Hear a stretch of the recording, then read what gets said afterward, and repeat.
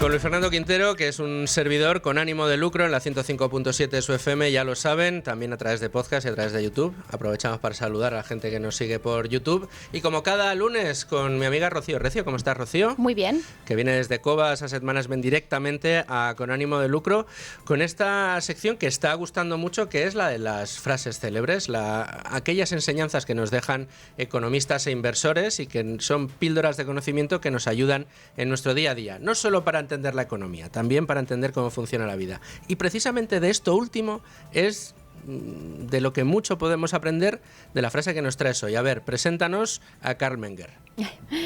Pues a ver, Karl Menger es un economista de origen austriaco. Es uno de los padres de la escuela austríaca. Uno de los padres, el fundador de la escuela austríaca de economía, que con su libro Principios de Economía, pues desde luego plasmó unas ideas fantásticas, pues como el individualismo metodológico, el valor es subjetivo, etcétera. Muy bien. ¿Y cuál es la frase que dijo Karl Menger que merece estar en esta sección? Pues la frase que merece estar en esta sección, Luis Fer, es la siguiente. Cuanto más elevada es la cultura de un pueblo y cuanto más profundamente analizan los hombres la verdadera esencia de las cosas y su auténtica naturaleza, mayor es el número de bienes reales y menor, como es obvio, el de los imaginarios. Oye, qué profundidad, ¿eh? Total. Qué profundidad y cómo abunda en el individualismo y luego en una cosa que a mí me parece fundamental y que yo creo que todos estaremos de acuerdo en que cuanto más lista sea la población de un país, cuanto más interés tenga por aprender y más herramientas tenga también para poder aprender y por tener esa inquietud de conocimiento, más libre es y más rica. Exacto. Aquí al final Karl Menger, Luis Fer, se hace, digamos, se enfoca esta cita que os he mencionado en relación con la teoría general del bien. Entonces, los hombres necesitamos los bienes para satisfacer nuestras necesidades, ¿no? Entonces, para Menger, la definición de bien no es otra cosa o viene determinado por, primero, la existencia de una necesidad y segundo, unas cualidades que, digamos, dan fruto a una relación causal, causa y efecto entre lo que es la necesidad y la satisfacción de esa necesidad, ¿de acuerdo? Entonces, el hombre, para Menger, tiene que ser consciente en todo momento de esas cualidades que definen el bien. ¿Qué pasa? Que en el momento en el que una de esas cualidades desaparece, Luis Fer, ya no se denomina bien. Incluso de manera errónea, atribuirle una cualidad que no es a ese bien, para Menger ya no eran bienes imaginarios, no son bienes reales, sino son bienes imaginarios, ¿no? Entonces, aquí pueden surgir dos aplicaciones, o bien al mundo de la economía o bien al mundo de la inversión. En el mundo de la economía, y por poner un ejemplo, supongamos la valoración de un país, ¿cómo se hace? En base a su riqueza, en base al PIB, ¿no? Al Producto Interior Bruto. Esa valoración de ese PIB tiene que ser un valor real, medido en una economía que no esté basada en una burbuja ni que esté basado en activos imaginarios, sino que sean activos reales, porque si no, no me está dando la realidad de ese país, ¿no? Que todas las políticas monetarias, las políticas fiscales que se apliquen en ese país estén basadas en la realidad. Una generación de riqueza sostenible y realista. ¿Y cómo se consigue todo eso? Pues volvemos al inicio, a la cultura. Cuanto más cultura tenga ese país, más acertado será esa valoración real de esos bienes y menos equivocaciones y menos inventos puede haber por ahí, ¿no?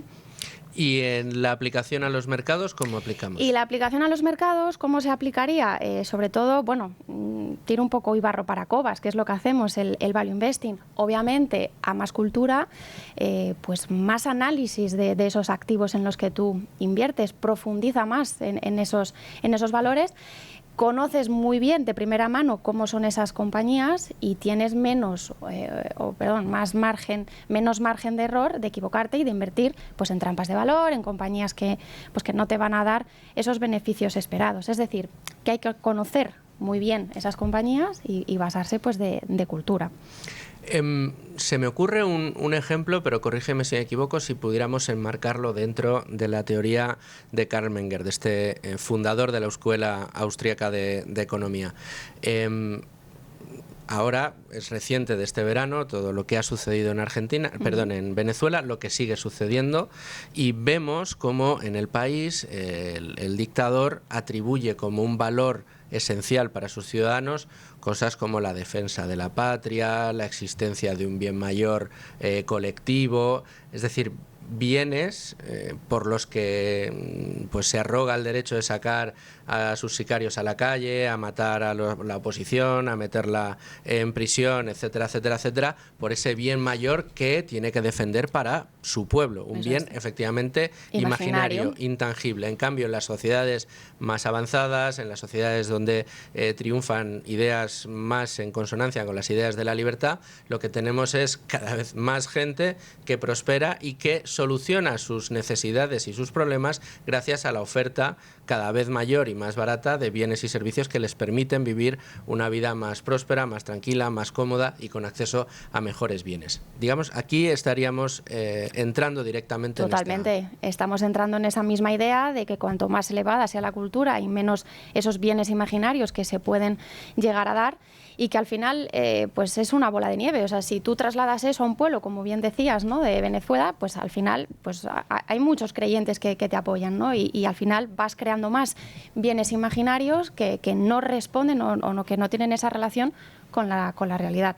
La cultura es muy importante, Luis Fer. De hecho, yo creo, y vuelvo a barrer para casa, en Cobas, en colaboración con Value School, con vuestros colegas de Tu Dinero Nunca Duerme, hacemos una labor muy importante de lo que es la divulgación de la cultura financiera a cualquier eslabón de la sociedad, porque es muy importante entender cómo funcionan las economías, los mercados y pues tener esos bienes reales y no imaginarios.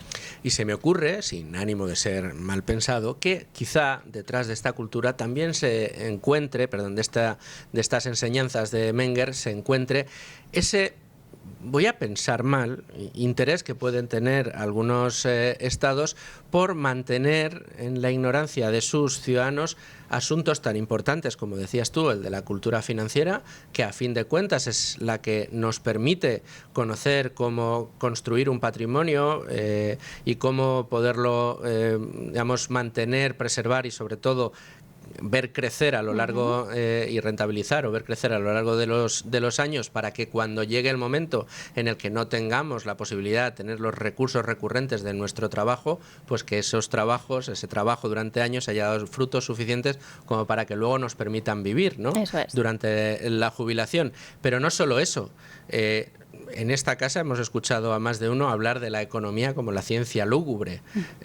A mí, sin ir más lejos, hace bien poco pues hice una pequeña encuesta en mi entorno, preguntando, pero a ti la economía te gusta, y todo el mundo, no, eso es un rollo. No, parece que se ha convertido el conocimiento sobre la economía, sobre la inversión, en una asignatura antipática que nadie quiere, que nadie quiere entrar en ella, ni nadie quiere profundizar, cuando por un lado puede llegar a ser apasionante. Yo creo que en este programa nos lo estamos planteando así, es el reto que queremos, el que cada vez más gente se acerque a la economía y a los mercados con una visión diferente, más incluso entretenida, y que nos ayude a comprender cómo funciona nuestro mundo. Pero es que claro, si no conocemos cómo funcionan los mercados de capitales, si no conocemos cómo funcionan los ratios de deuda sobre PIB, cómo funciona el mercado de trabajo, cómo funcionan las flexibilizaciones dentro de distintos sectores, como pueda ser el mercado laboral o como pueda ser la capacidad operativa de las empresas para atraer inversiones.